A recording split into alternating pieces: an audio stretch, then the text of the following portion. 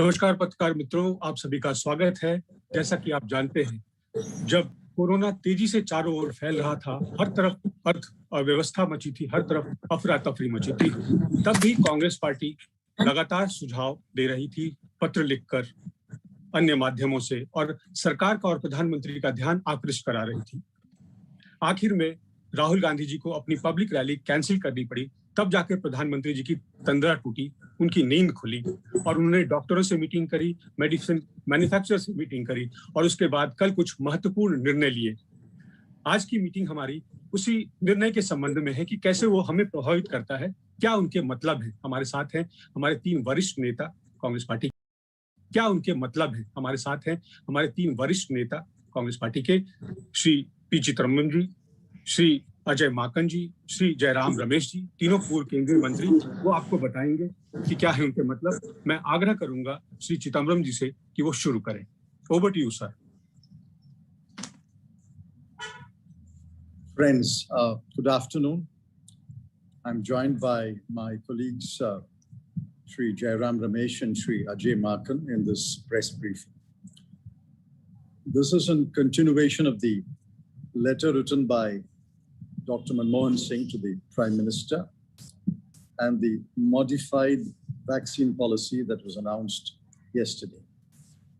At the outset, I want to share with you that our best wishes to Dr. Manmohan Singh for his full and speedy recovery. He is still in hospital, but I'm told that he is stable and the progress is good. With that, let me read the opening statement. There are specific points, 5 specific points. I will read it and then we will take some questions. And both Shri Jairam and Shri Ajay Maken will join me in answering the questions, if necessary, in Hindi and in English. The Union government has finally acknowledged the problem of vaccine shortage and other deficiencies in the current vaccine policy. While we welcome the positive changes made to the policy, we are constrained to point out that the devil is in the details. The details show that the modified vaccine policy is, in crucial respects, regressive and inequitable.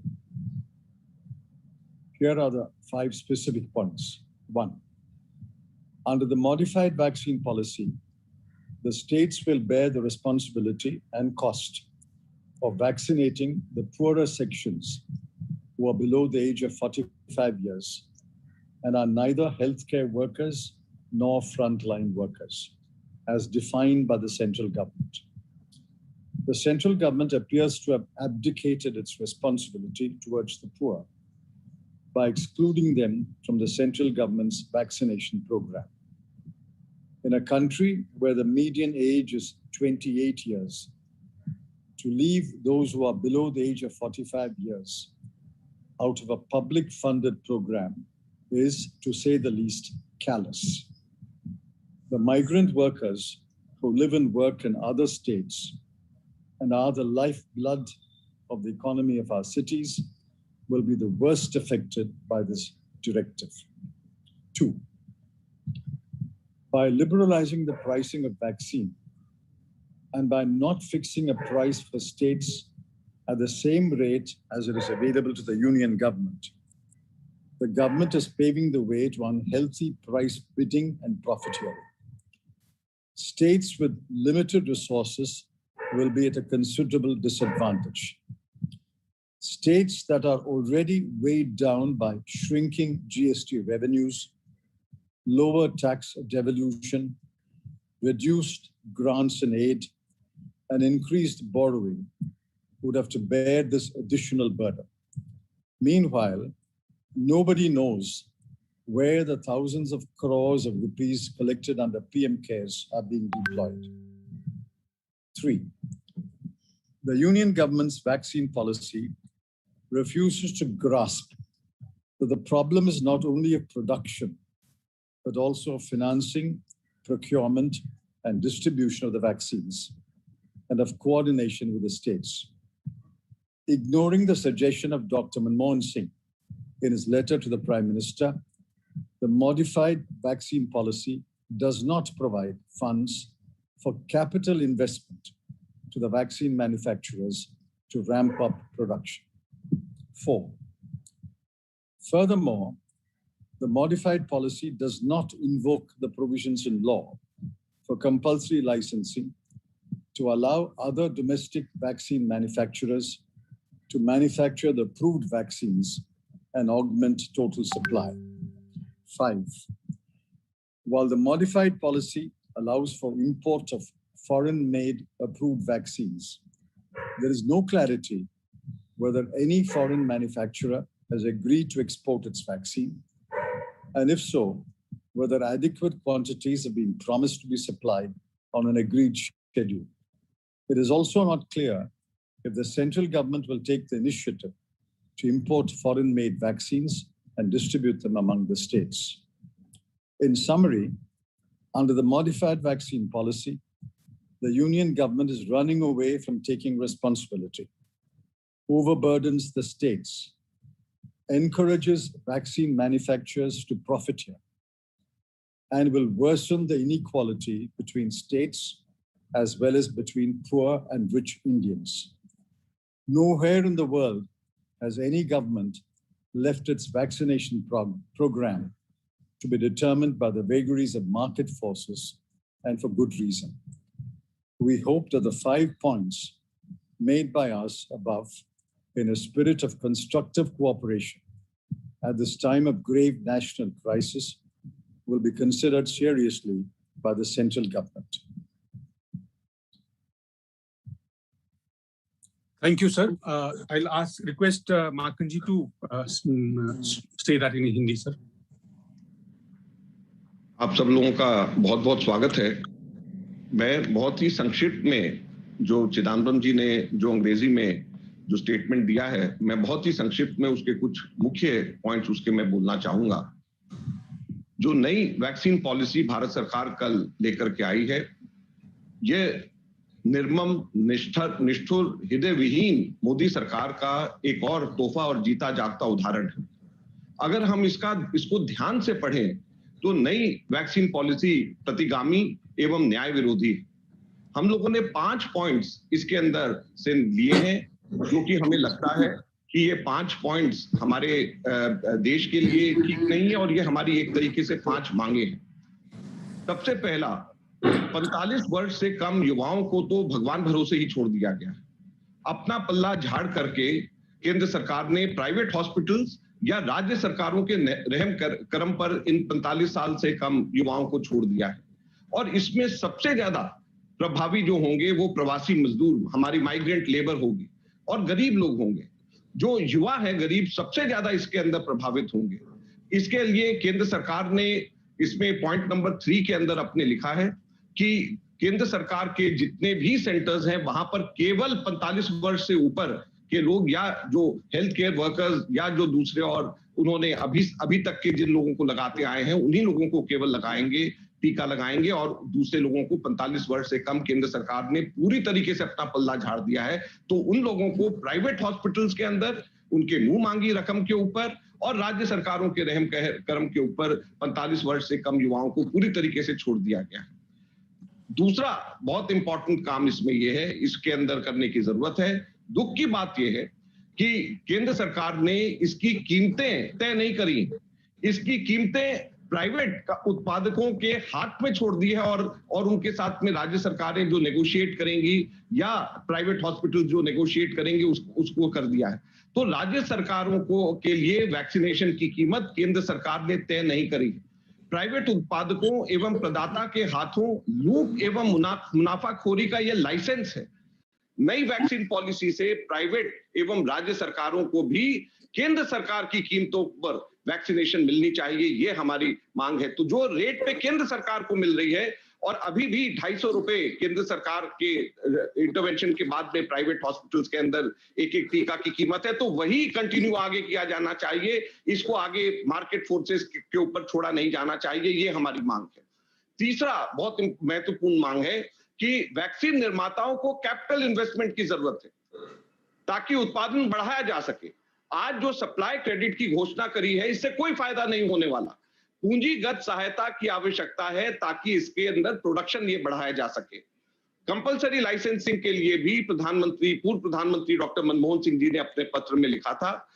जो compulsory licensing है उसके तहत जो हमारे जो pharma उद्योग हैं उनको और नए फार्मा उद्योगों को लाइसेंस दिया जा सकता है ताकि वो ये इन टीकाओं का निर्माण अपने फैक्ट्रीज में, अपने एस्टैब्लिशमेंट्स में कर सकें ताकि ज्यादा से ज्यादा निर्माता इसमें आ सके। अभी बहुत चुनिंदा कम निर्माता हैं और भारत की इतनी बड़ी पॉपुलेशन है, इतना बड़ा हम लोगों को टीकाकरण का हमारा अभियान है, तो कैसे केवल 2 या 3 फार्मा मैन्युफैक्चरर्स इसको कर पाएंगे? इसका केवल एक ही रास्ता है कंपलसरी लाइसेंसिंग का।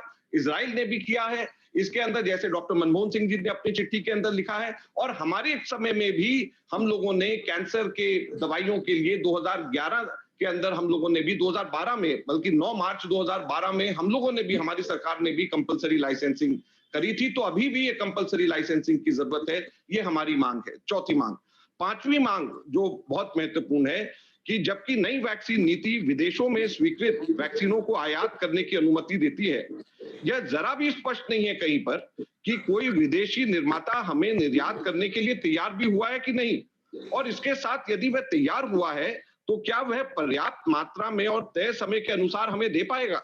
यह भी स्पष्ट नहीं है कि केंद्र सरकार खुद विदेश में निर्मित टीके को आयात खुद करेगी और राज्यों को वो आवंटित करेगी, या राज्य खुद जाकर के उसको खुद इंपोर्ट कर सकते हैं। यह भी कहीं पर भी इसमें स्पष्ट नहीं है।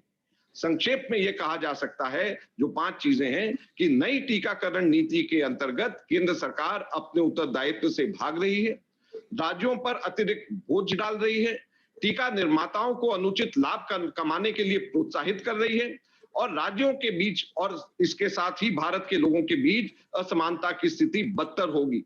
युवाओं के लिए, खास तौर के पर 45 वर्ष से कम युवाओं के लिए बहुत ही खराब स्थिति आगे होने वाली है। और 1 मई को जब ये शुरू होगा तो हम सचेत करना चाहते हैं कि अराजकता जैसी स्थिति पैदा होगी, जब कम उम्र के जब युवा आगे चाहेंगे कि उनको टीका लगे, और प्राइवेट हॉस्पिटल्स और प्राइवेट मनमानी कीमतें वसूल करेगा। राज्य सरकारों के पास में उतनी ताकत, परचेजिंग पावर अलग अलग जगहों पे नहीं होगी। कुछ राज्यों के पास पैसा है, कुछ राज्यों के पास पैसे की स्थिति नहीं है। तो कैसे जो है पूरे के पूरे हिंदुस्तान के अंदर समानता से हम ये सुनिश्चित कर पाएंगे कि हमारे युवाओं को, खास तौर के ऊपर 45 वर्ष से कम युवाओं को एक टीका एक समानता के साथ मिल जाए। तो उनके साथ में बहुत बड़ा हमारे देश के युवाओं के साथ ये अन्याय है। ये हम सचेत करना चाहते हैं कि 1 मई से हिंदुस्तान में अराजकता की स्थिति पैदा हो सकती है, जो ये सरकार की ये नई नीति है। दुनिया में अन्य किसी भी देश में किसी भी लोकतांत्रिक सरकार ने अपने टीकाकरण कार्यक्रम को बाजार की ताकतें, मार्केट फोर्सेस द्वारा निर्धारित करने के लिए स्वतंत्र नहीं छोड़ा है, और इसके पीछे अच्छे कारण हैं जरूर पूरे के पूरे विश्व में। हम आशा करते हैं कि हमारे द्वारा रचनात्मक सहयोग की भावना से सुझाए गए ये 5 सुझाव जो हम केंद्र सरकार के सामने रख रहे हैं, ये राष्ट्रीय आपदा की घड़ी में केंद्र सरकार इसके ऊपर ध्यान से और गंभीरता से इसके ऊपर विचार करेगी। बहुत बहुत धन्यवाद। धन्यवाद sir. Jairam sir, you don't want to add anything? He's requesting to open other questions. Thank you. I had requested friends to send their question in advance so that we do not have repetition and we wind up in time. The first question is to Sri Chidambaram. Sir, you are being asked, what would Congress... No, let them ask. I think they should ask themselves. Okay. In that case, I will request whoever has sent this question, please come and go ahead and ask what would Congress have done differently. Who had wanted to ask this question? Question must be asked by the questioner. Yes, sir, we try to do that. Viniji.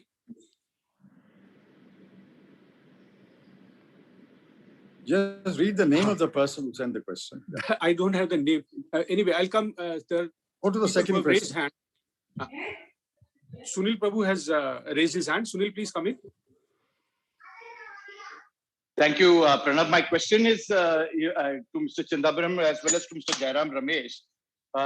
Yesterday the Finance Ministry explained to us the rationale behind why they have liberalized it so as to allow some amount of profit for vaccine manufacturers. especially in the other 50% and some impetus to go ahead. Are you opposed to that for vaccine manufacturers?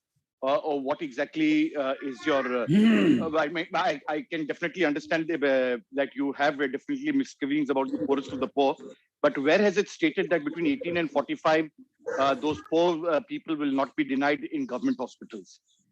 On the contrary, the right question to ask is, where has it been stated that between 18 to 45, the central government will fund the free vaccination program? Once you leave it to the state governments, then either the state governments have to fund it or the state governments have to charge. Either way, the central government is abdicating its responsibility to fund the vaccination program and is leaving it to the states or to the beneficiary individual. So the question to ask is, where has it been stated that between 18 to 45, vaccinations administered in public hospitals, especially to the poor, will be funded by the central government under the National Vaccination Program? As regards your first question, we are not against any manufacturer making a reasonable profit. But imagine the situation. 50% is preempted by the central government. 50% is available for state governments and for private hospitals. They will bid, obviously. If 29 states and maybe say 20 other hospital chains start bidding, who will get the vaccines? The highest bidder will get the vaccines. What about states which lose out in the bidding? And if there are 3 or 4 states which emerge as the highest bidders, how will the manufacturer allocate the quantities among the 3 states? Where is the formula? Where is the transparency? Unhealthy bidding, when there are only 2 suppliers and say 29 or 50 demanders, will only lead to unhealthy bidding and profiteering. And many, many bidders will be left out. What about the small states which have no resources? How will they bid and get a vaccine? These are the questions you should put to the finance ministry when they clarify blandly that we want them to have some profit. Of course, they should have some profit. They will fix a price. Let them fix the price, taking note of the profit. And let the central government, as Ajay said and the statement says, let the central government fix the price, but at the same price, it should be available to the state governments. Thank you, sir. I'll move to the next question. Siddharth from ANI. Sir नमस्कार sir, मेरा सवाल Ajay Maken sir से है। Sir आप लोग कह रहे हैं कि कई चीजें ऐसे पॉइंट्स आप लोगों ने रखे हैं कि जो कहीं ना कहीं एक कमी बता रहा है एक नई वैक्सीन पॉलिसी में। सवाल ऐसा उठता है कि क्या प्रधानमंत्री को ऐसे में अपोजिशन पार्टीज के साथ मीटिंग नहीं करनी चाहिए, क्योंकि प्रधानमंत्री ने अभी वायरोलॉजिस्ट के साथ मीटिंग करी है, डॉक्टर्स के साथ करी है, वैक्सीन के मैन्युफैक्चरिंग कंपनीज के साथ मीटिंग कर रहे हैं, अपोजिशन के साथ भी होनी चाहिए। और दूसरा कहीं ना कहीं ये भी लगता है कि जो स्टेट्स ऐसी हैं जिनकी पॉपुलेशन कम है, कई स्टेट्स ऐसी पॉपुलेशन ज्यादा, उनकी वैक्सीन को ज्यादा चाहिए होगी, तो एकदम से वो फंड्स कहाँ से लाएंगे? तो केंद्र और राज्य सरकारों के बीच में एक सामंजस्य बैठाने के लिए कोई टास्क फोर्स या कोई इस तरीके का बोर्ड का भी गठन होना चाहिए। देखिए, जिस तरीके से केंद्र सरकार ने और प्रधानमंत्री जी ने पिछले दिनों में बिहेव किया है, मैं इस समय पे ये शब्द का इस्तेमाल इसलिए मैं कर रहा हूं क्योंकि डॉक्टर मनमोहन सिंह जी ने एक चिट्ठी प्रधानमंत्री जी को लिखा था और बहुत ही स्टेट्समैन लाइक वो चिट्ठी थी। और उस चिट्ठी के अंदर मैं नहीं समझता कि उस चिट्ठी के अंदर जिस तरीके से जवाब डॉक्टर हर्षवर्धन ने उस चिट्ठी में दिया है, तो आप ये समझ सकते हैं कि केंद्र सरकार की सोच कैसी है। तो वो लोग जो है दूसरों किसी से सलाह करना, और डॉक्टर मनमोहन सिंह जैसा व्यक्ति जिसका 10 वर्ष का जिनका अनुभव प्रधानमंत्री का और जिनका इतना विश्वव्यापी अनुभव है, उन्होंने एक चिट्ठी लिखी जिसमें कहीं पर भी लेश मात्र पॉलिटिक्स की कहीं पे बात नहीं करी और स्टेट्समैन लाइक जो सुझाव जो कर सकते थे वैसी चिट्ठी लिखी, लेकिन उसका एक्नॉलेजमेंट तक के प्रधानमंत्री जी का नहीं आया, बल्कि उन्होंने अपने हेल्थ मिनिस्टर से उसको एक्नॉलेज कराया। तो आप सोच सकते हैं कि उनकी स्थिति क्या है। राहुल गांधी जी ने 8 अप्रैल को चिट्ठी लिखी और उसका भी कोई एक्नॉलेजमेंट जो प्रिंसिपल ऑपोजिशन पार्टी के सबसे बड़े हमारे लीडर हैं उनकी तरफ से भी कोई वापस जवाब। तो ऑल पार्टी मीटिंग की तो बात दूर, कम से कम हम लोगों की चिट्ठी को एक्नॉलेज करके उसको रिस्पेक्टफुली उसका जवाब तो इन लोगों को देना चाहिए। और सब लोग हम लोग भी सब लोग जो सुझाव दे रहे हैं ये अपने इतने बड़े हमारे जो एडमिनिस्ट्रेटिव एक्सपीरियंस है उसको पीछे रख करके हम लोगों के सुझाव आ रहे हैं। हम लोग कोई एकदम से ऐसे सुझाव नहीं दे रहे और सब डुएबल वर्केबल लोगों के हितों को ध्यान में रख करके, खासतौर पे गरीब लोगों के हितों में ध्यान रख करके सुझाव दिए जा रहे हैं। Thank you, sir. Next question, Rakesh Kapoor ji wants to ask.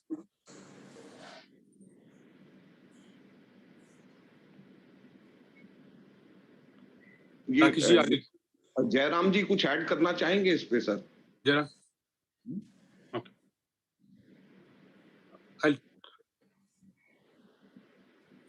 Rakesh ji, you are not there. Niyamika, please come in. Niyamika from No, ET. I am here very much, Mr. Pranav. Please go ahead, sir. Am I audible? Yes. Okay. Sir, my question is to Mr. Chidambaram. I have read your tweet also, sir. And in this press conference, you have raised some pertinent points. And the most pertinent point, according to me, how can an elected government differentiate with other elected governments by virtue of differentiating between the people of the country, between the countryman and the most deserving person, so far vaccination is concerned, the person who is below the poverty line or at the cusp of this line. So you are depriving their rightful vaccination by announcing such policy and keeping at par with the state governments with the open market. That is my question. We entirely agree with you. Please write or broadcast your statement. And if you are a newspaper, please ask your editor to write an editorial on these lines. We entirely agree with your statement. No, my point is that it is the point of constitutional property, constitutional morality also, sir. You are constitutional expert of the country. You know better than me. You know better than rest of the persons.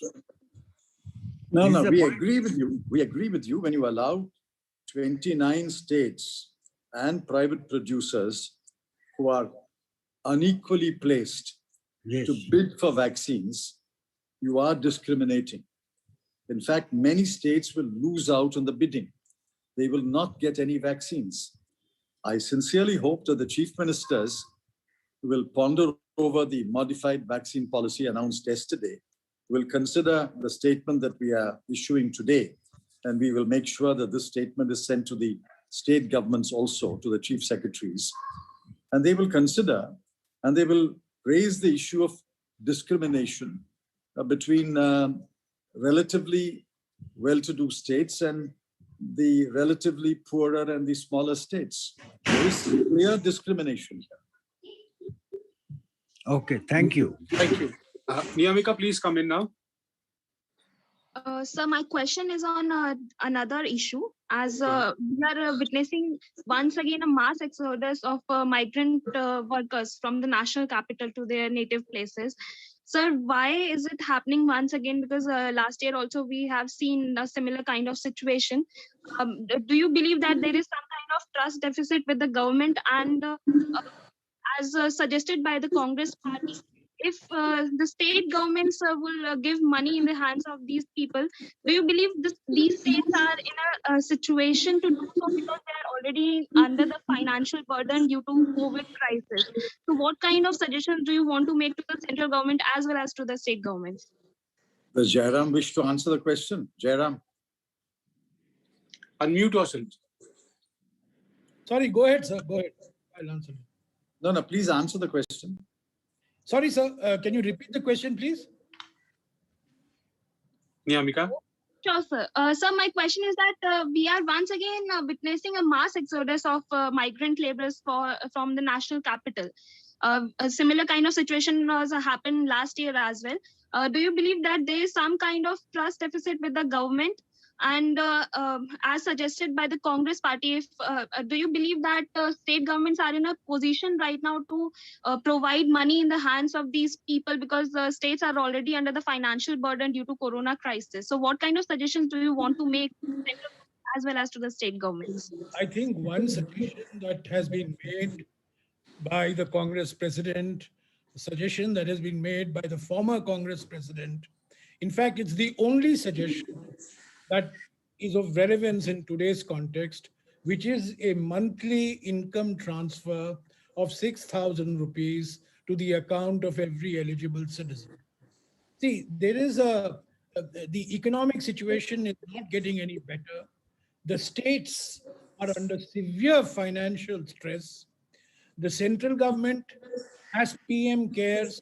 Nobody knows what is happening to that money in PM cares. Almost 30,000 crores is being spent on Central Vista, but there is no money for the center to share with the state governments. So I think to expect that the state governments are going to be able to come forward with financial assistance, as Mr. Chidambaram has mentioned and as Ajay Maken has mentioned, is very unrealistic. You know, they're not going to be in a position to bear the financial burden. So I think the central government's fundamental responsibility is to ensure that the livelihoods are not threatened any more than they are. And a monthly income transfer of 6,000 rupees, as has been said by the Congress president and the former Congress president, they have written to the Prime Minister, but there has been thundering silence on the part of the Prime Minister.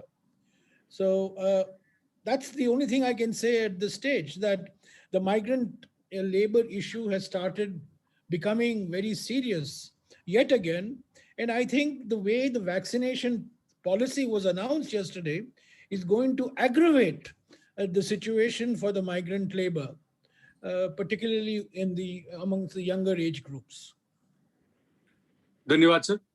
Maken sir, आप कुछ add करना चाहेंगे, क्योंकि दिल्ली की सीमाओं पर बहुत भीड़ दिख रही है। देखिए, दिल्ली के अंदर कल जिस तरीके से लॉकडाउन करा गया, तो पिछली बार से हम लोगों को सीख लेनी चाहिए थी।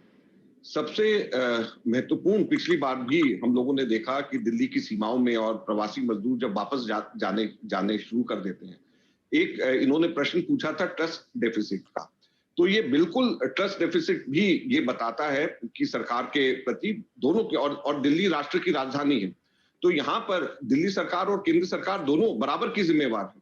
और यहाँ पर ट्रस्ट डेफिसिट है क्योंकि उनको खाना ठीक तरीके से उनको नहीं दिया गया, और उनके अकाउंट्स में जो शहरी गरीब है, अर्बन पुअर, उन लोगों के अकाउंट के अंदर खास तौर के ऊपर जो हमारी माइग्रेंट लेबर है, जो हमारी रेहड़ी पट्टी लगाते हैं, स्ट्रीट वेंडर्स हैं, ये कैटेगरी, हमारे जो डोमेस्टिक वर्कर्स हैं, घरों में जो हमारे काम करते हैं, क्योंकि इन सब लोगों का काम बंद हो गया है। तो इन लोगों को आइडेंटिफाई, पिछली बार तो सुप्रीम कोर्ट ने कहा, तो इन लोगों से आइडेंटिफाई भी नहीं हुए कि कौन से बेनिफिशियरीज हैं, और आइडेंटिफाई भी नहीं कर पाए कि शहरी गरीब कौन से। तो उनको कम से कम पिछली बार से सीख लेते हुए इस वक्त सबसे पहले ऐसे लोगों के अकाउंट में पैसे जमा कराने चाहिए थे। हम लोग लगातार 6,000 रुपए प्रति माह की मांग कर रहे हैं, और साथ साथ में अगर पहले से अंदाजा होना चाहिए था तो वापस जाने के लिए इन लोगों की इंतजामात कराने चाहिए थे, और इनको भरोसा दिलाना चाहिए था कि अगर इन्होंने वापस भी जाना है तो उसका पूरा इंतजाम, रख रखाव, देख रखाव पूरा का पूरा राज्य और केंद्र सरकारें मिलकर के करेंगी। तो ये ट्रस्ट डेफिसिट और राज्य और केंद्र सरकार दिल्ली के अंदर खास तौर पे दोनों के द्वारा अकर्मण्यता एक कारण है, जो कि आज दोबारा से हम लोग इतने बॉर्डर्स में फिर से वो भीड़ देख रहे हैं। धन्यवाद सर। अगला सवाल Sanjeev Chopra ji from PTI, please go ahead. Thank you, Pranav ji. Mr. Chidambaram, I just wanted to know that as per the liberalized vaccine policy announced yesterday, the manufacturers would transparently make an advance declaration of the price for 50% supply that would be available to state governments and in the open market before May 1. So, you know, since private vaccination providers shall transparently declare their self-set vaccination price in advance before the launch of the the vaccine for state governments. So how does the bidding process come in? Where does, can you explain this? Firstly, how will that price be fixed? There are two manufacturers in India. Will they collude with each other and fix the price, or will they invite bids before they fix the price? How will they fix the price?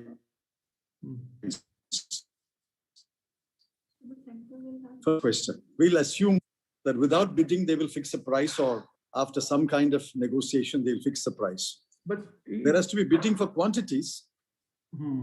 How will they bid for quantities? How will they allocate between state A and state B? What is the transparent formula for allocation? Therefore, I think it is very, very simplistic to say they will announce a price. First question is, how will they fix the price? There are only two manufacturers. Will they collude with each other? That would be an anti-competitive practice, number one. And number two, even if they do private negotiations and fix a price, how will they allocate without some kind of a bidding? Sanjeev, can I just come in and respond to? Yeah, please do. This is a government that believes in one nation, one tax, one nation, one election. But this is a government that does not believe in one nation, one price. You're going to have multiple prices. Central government price, state government price, private hospital price, some black market price. Why can't we have, and I think this is a legitimate demand, one nation, one price. The same price that the central government is buying at, the state governments should be buying at. Why are you discriminating? Remember, 50% is already being taken by the central government. The balance 50%, as Mr. Chidambaram explained, is to be shared between the states and private hospitals. This is very unfair. This is inequitable. We want the states to get greater responsibility, but this is actually not giving the states any responsibility. So one nation, one price. We cannot have one nation, multiple price. Thank you. Jairam sir, please repeat this formulation in Hindi also. One nation, one price. एक राष्ट्र एक कीमत. देखिए, ये सरकार बार बार कहती है, एक देश, एक टैक्स, एक देश, एक चुनाव. और अब हमारे सामने देखने को मिल रहा है कल के ऐलान से, कल की घोषणा से, कि एक देश, कई मूल्य, दाम अलग अलग. केंद्र सरकार के लिए एक दाम, राज्य सरकारों के लिए एक दाम, निजी अस्पतालों के लिए दूसरा, तीसरा दाम, और जो ब्लैक मार्केट है वहां एक चौथा दाम होगा. तो अगर आप वैक्सीन खरीदेंगे, वैक्सीन बेचेंगे, एक ही दाम पर बेचना चाहिए. एक देश, एक दाम. Thank you, sir. I'll move to the next one. Sandeep Fukan from The Hindu. Please come in. Yeah, so my question is, Jairam can also take it, or Mr. Chidambaram. I think Jairam mentioned about PM cares, and now that states are at the forefront of the vaccination policy or will be at the forefront of the vaccination policy after 1st of May, does the Congress think that the PM cares fund, whatever the center has collected, they should now be devolved to the states so that they can effectively carry out the vaccination process in a quicker time? Well, I've already mentioned, and I'm sure Mr. Chidambaram, knows about this much more than all of us. The states are in a very precarious financial position. Their GST compensation is being delayed. So, to expect that the states are going to be in a position to bear additional financial burdens over and above what they are bearing. And clearly this yesterday's policy is going to put a huge financial responsibility on an already overstretched state governments. So under these circumstances, yes, we don't know about PM cares. It's a very opaque, non-transparent, fund that has been set up. Whatever money has been collected should be shared with the states, and totally infructuous expenditures, like on the Central Vista project, should be postponed till at such a time that at least the first round of vaccination, universal vaccination, is completed. Today, the most urgent priority for the government is to find the resources to ensure vaccination for all at reasonable prices. At reasonable prices means, of course, for the frontline workers and for the eligible citizens, that it has to continue the way it is continuing today. This is misplaced priorities as far as the central government is concerned. And it, as Ajay has said, it has abdicated its responsibility completely. It's running away from the responsibility. And at this point of time, to believe in market forces for vaccine distribution, I think is a cruel joke on the people of India. Thank you, sir. I'll move to the next question. Sandeep Swarnkar from the Vartman. Sandeep, please ask. Thank you, Pranodji. Good afternoon. Here is a question to Mr. Chidambaram. In the name of liberalized policy, Central leaves to states 50% responsibility to vaccinate their people. Is there any plan to free vaccination 18 plus to in Congress ruled states? What is the last part? Is there a plan to what? Is there any plan to free vaccinate to 18 plus in Congress ruled states? See, obviously, since the modified policy was announced yesterday, we must give time to the chief ministers of the Congress ruled states to consider their financial position and consult their cabinet colleagues before taking a decision.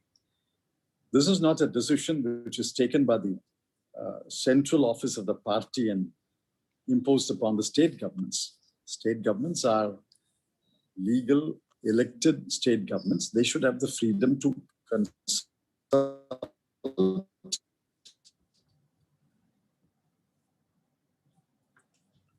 Your voice is cracking, the last part of your voice. For states, how they will implement this policy in their states, we should allow them some time to reflect and come to a decision about free pricing or charging a nominal price. And may I ask a little second question? Go ahead. There are other people. Okay, he wants to answer. Please go ahead. Okay. In this situation, the shortage of beds in the states, government hospitals, private hospitals, shortage of vaccine, short vaccine doses, shortage of oxygen, etc., etc. So, what should government of India should do in this situation? What is your suggestion? Well, the government of India ought to have done this over the last year. They should not have taken their eye off the ball. For the last 4 to 6 months, the government has virtually done nothing. In fact, the Prime Minister claimed on April 17, we won the war against Corona last year and we will win the war this year. Which war did they win last year? Was Corona defeated last year? So I think the central government should keep its eye on the ball, consult the state governments, and address state-specific requests. One state may want more hospital beds, one state may want more ventilators, one state may want more oxygen cylinders. So you have to address state-specific requests.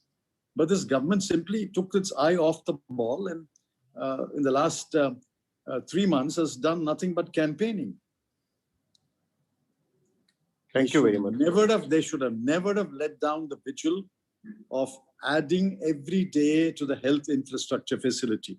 Let me be bold to say, in the last 3 months, the central government has added practically nothing to the existing health infrastructure.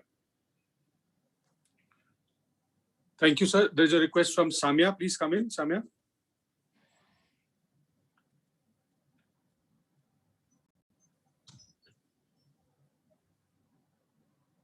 Samya, are you there?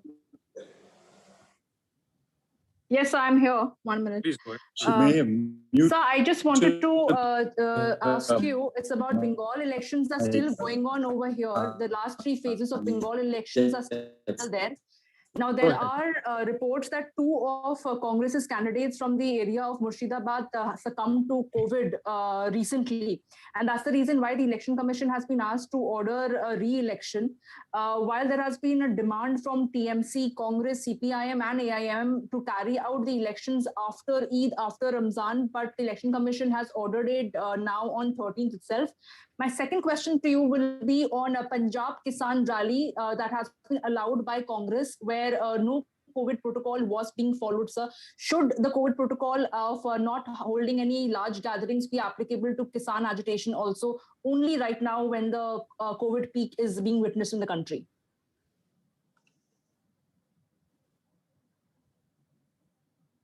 Party's position is that the COVID protocol should be followed everywhere. That's the broad policy. In line with that policy, Mr. Rahul Gandhi cancelled his rallies in Bengal. But I don't know the circumstances under which the farmers' rally took place, whether it was too late to call it off. I don't know the circumstances. But the broad approach is COVID protocol should be followed and large gatherings should be avoided.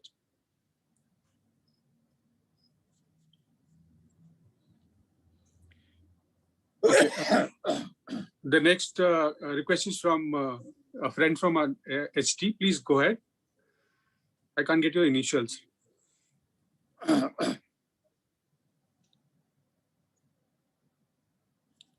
It's Shaubhadra. Hello. Yeah, can you hear me? Shaubhadra. Am I audible? Yeah, please come. Yeah. Am I audible? Yes, yes. Go ahead. My question is to Mr. Chidambaram. Mr. Chidambaram, you spoke at length about the financial burden on the states, which will come because of the government's modified vaccination policy. Now, at the center also doesn't give free vaccines to all. It has a system where the government hospitals provide vaccines for free, whereas in private institutions, we have to pay a certain price. So it's a case of cross-subsidization. Is this formula of cross-subsidization, can the states not also adopt such a formula? We have no problem with that. We have no problem with private hospitals charging a prefixed rate and public hospitals giving free vaccination. We have no problem with that. Question is, when the 18 to 45 age group go to public hospital and ask for vaccination, there is a cost to the vaccination. Who will bear that cost? The central government has abdicated its responsibility by saying, our program will continue for 45 plus. So who will bear the cost of 18 to 45 age group? That is the question we are raising.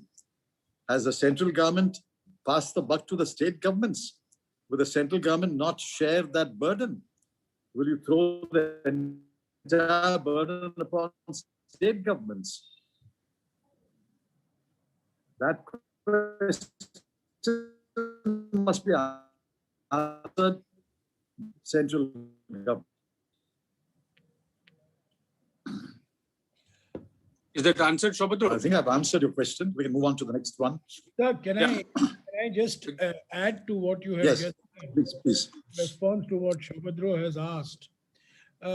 Well, he's right. Shaubhadra is right in saying that private hospitals charge 250 rupees. But please remember that part of the 250 is retained by the hospital and part of the 250 is passed on back to the central government. So it's not as if the entire 250 is retained by the private hospital. A part of the 250, if I remember right, 100 rupees or so is retained by the private hospital and 150 rupees comes back to the central government. Yes, you're right, Jairam. So please, if that is the formula, but that's not, there is no clarity on that in yesterday's statement. It is today the policy on private hospitals is 250 rupees, 100 to be retained by the private hospital, 150 to come back to the central government. Thank you, sir. Thank you, Saubhadro. I think Chidambaram ji's video is off. Yeah, he's there. Yeah, So yeah, it's on. the last question, this was the first question which I asked you. This has come from Rajiv Sardesai. He's asking, what would Congress have done differently than Mr. Modi in tackling the second wave? Well, this requires a lecture, not an answer. Sir. He's asking us to assume we are in government. We have clearly in the CWC resolution pointed out to 14 failures. These are massive failures, grave failures. Firstly, we would have avoided failures. So we would have a high council of central ministers, state ministers or chief ministers, where all decisions will be taken. It can't be a one-person decision-making system as it is today. And thirdly, we would have constantly consulted the state governments about sharing the financial burden. There's nothing free. Everything has a cost. Question is, who will bear the cost? And finally, and most important, we would have provided 6,000 rupees per poor family per month until they tide over the pandemic crisis. And if necessary, we would have borrowed. Every distinguished, world-renowned Indian economist, and I'm leaving out the non-Indian economists, everyone has said, borrow and spend. This government is not willing to borrow, not willing to spend, yet it is showing a huge fiscal deficit. They are completely misplaced priorities. You borrow and spend to tackle the gravest health emergency and crisis faced by this country since independence. Mr. Chidambaram, would you recommend to state governments, in particular opposition rule, where you're sending the statement to move the Supreme Court? Or have you given up the Supreme Court against this liberalized vaccine policy which goes against state interests? The policy is barely 24 hours old, and we are responding responsibly in a constructive manner so that further changes can be made. We are gratified that some changes were made after Dr. Manmohan Singh's letter, but we have pointed out 5 specific deficiencies. Let's see the government's response. I don't think it's right to rush to the Supreme Court the day after a policy is announced. We need to first engage with the government, which what we are doing. Even if they are not willing to engage with us, we are willing to engage with them. Sir, Jairamji wanted to add something to the previous part. I just want to add one thing. This question of vaccine manufacturing facilities in India keeps coming up over and over again. I do want to say that the fact that India became the world's largest producer of vaccines is not since 2014. It goes back much earlier than that. The fact that India became a major pharmaceutical producer and exporter was on account of the fact that we had a Patents Act in 1970, which allowed for Indian companies to emerge, Indian enterprises to emerge. And by the mid-90s, the Indian pharmaceutical industry had become a global player. And then vaccine production started. Even Bharat Biotech, which has developed the co-vaccine, the Bharat Biotech is a creation of the Technology Development Board that was established in the mid-90s, and the Department of Biotechnology that was established in 1986. So, you know, the fact that we are today a major vaccine producer, in fact, the world's largest vaccine producer, is a direct consequence of the policies that have been followed since the mid-80s. In fact, some of these policies go back to the 1970s, as I mentioned to you, the Patents Act.